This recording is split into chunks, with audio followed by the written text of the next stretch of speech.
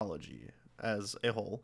You think of the person sitting in a chair asking questions and psychoanalyzing the patient who is getting therapy.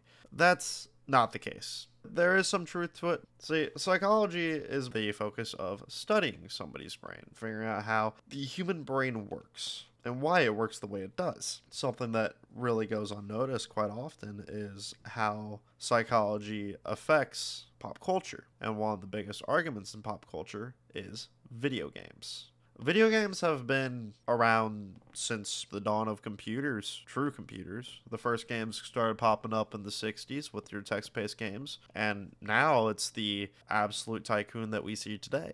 About the psychology of video games because there's a lot of domains you can focus on. With behavioral, one of the big arguments is, do video games cause violence? The overall answer is no, they do not. Many studies have proven that they do not cause violence, but rather it might be the opposite of people that play video games are less likely to show violent behavior. As for the other areas, one very big one that I would like to focus on is the developmental domain of video games, like how they can be used throughout your lifetime and see the both the positive and negative aspects of which, but for the most part they're positive. Every single article I came across seemed very positive, whether it were with young kids or older adults.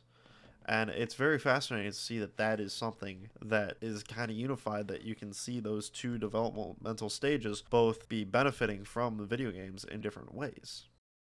Since I was a kid, I've always loved video games. I'm very happy that my father introduced me to video games at a very young age. I've always been curious on why I love video games and if video games are part of the reason why I am how I am. If playing my Lego Star Wars games actually got me to the point of where critical thinking from puzzle solving and exploring the area and getting a full lay of the land to understand your surroundings. So perhaps there is research out there to support this sort of argument that video games do actually provide a lot of stuff for the development of a young kid and something that can maintain proper development and skills throughout your life. In a study done by Wenzhou University, they had preschoolers do exercises. One group of 24 students did traditional exercises, push-ups, sit-ups, and the like. Traditional instruction of exercise. And the other group, they did through a exer game. This game was a game that really utilized dance as the form of exercise. And with this study, they had each kid complete a survey of how they enjoyed their time with it through an image of a happy face, a sad face, and a face that is in between, a neutral face. What they found was that these kids reacted very positively to this game to the extent that they would want to see it in their kindergarten classes. And I think that means oh so much to these kids because not only is it a way for them to be healthy and have that peace of mind as well as something that is good for your body, but it also provides something that's fun and entertaining and engaging. It keeps the kids motivated to continue with school and enjoy their time there.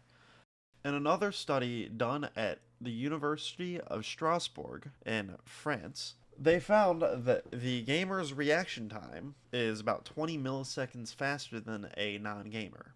In the study, they had both participants, gamers and non-gamers, do the same thing. It was a reaction time based test to see how fast they could react to the warning and then when they react and interact with the object when it actually happens. And this proved that playing video games does increase your sense. The group that they took this from was an active group of gamers, specifically action games.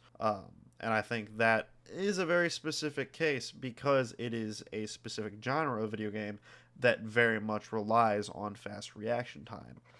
So, if that's a genre of game that you are playing, you are more likely to react faster, and the studies want to prove it. And by maintaining that throughout your life, you can see some effects to mitigate kind of that reaction time slowing down as you get older. A study done at Shimane University studied the participation of competitive esports among older adults, and they saw that it had a positive effect on the individual's mood. What they did was they had older adults in their 60s, 70s, and 80s play the game Gran Turismo Sport. It's a racing game that requires you to have a wheel, pedals, and race against each other. In the study, they saw that both men and women experienced positive emotional effect that was actually greater amongst women, specifically measured when it came to vigor. Women reported to feel more invigorated after playing said game than men.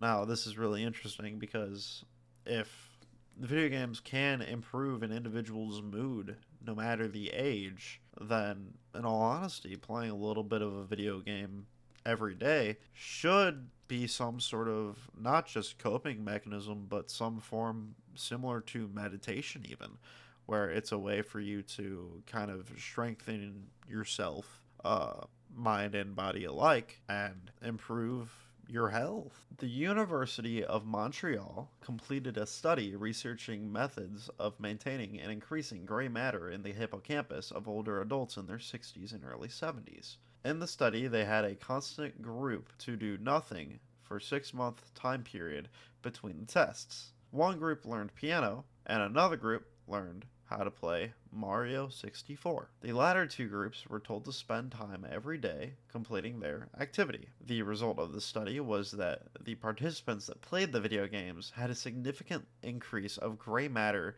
in the hippocampus compared to the two other groups. This means that by playing video games, just a little bit a day is enough to keep your brain motivated. It will naturally grow because you're using parts of your brain that you don't use on a day-to-day basis sometimes, depending on what your job is. So if you spend that 30 minutes to an hour of playing a little video game, then you will be seeing some very positive mental increase.